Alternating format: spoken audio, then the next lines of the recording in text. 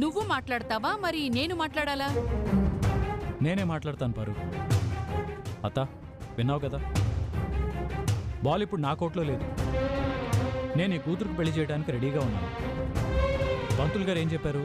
ఈ జాతకం ఉన్న మనిషికి నెల రోజుల్లో పెళ్లి జరగాలి, లేదంటే పెళ్లి యోగమే లేదన్నాడు.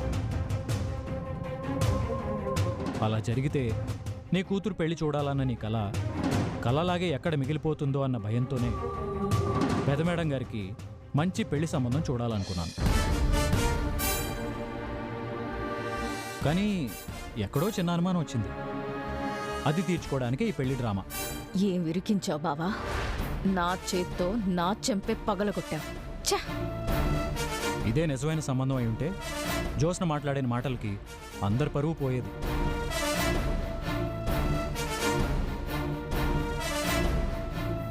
నీతో నేను చెప్పాను కదా అత్త,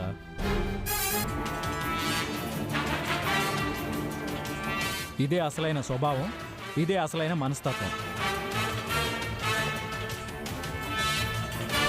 ఇప్పుడు నీ కూతురు మనసులో ఏముందో, ఎందుకు పెళ్లి చేసుకోనంటుందో తెలుసుకోవాలి. బావా, అందరికీ ఈ రోజే, ఇప్పుడే, ఈ క్షణమే పెద్ద మేడం గారి మనసు ఏంటో తెలియాలి. అడుగత్తా.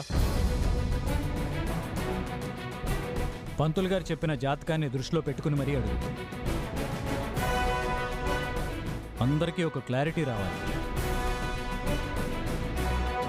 జ్యోత్స్న, ఇక్కడ ఏం జరిగిందో, నువ్వేం మాట్లాడావో నాకంతా అర్థమైంది.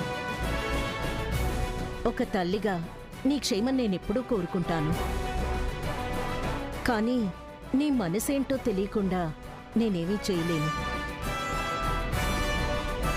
పెళ్లి చేసుకుంటా అన్నావు, నా కోరిక తీరుస్తా అన్నావు.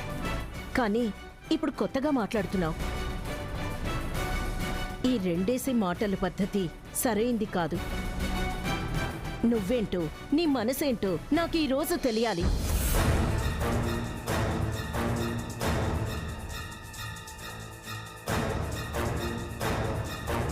నీ అంతటా నువ్వే చెప్పాలి.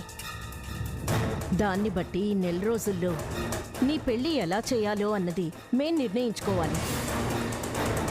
చెప్పు జ్యోత్స్న, నీ మనసులో ఏముంది? అందరూ కలిసి నన్ను ముంచేశారు.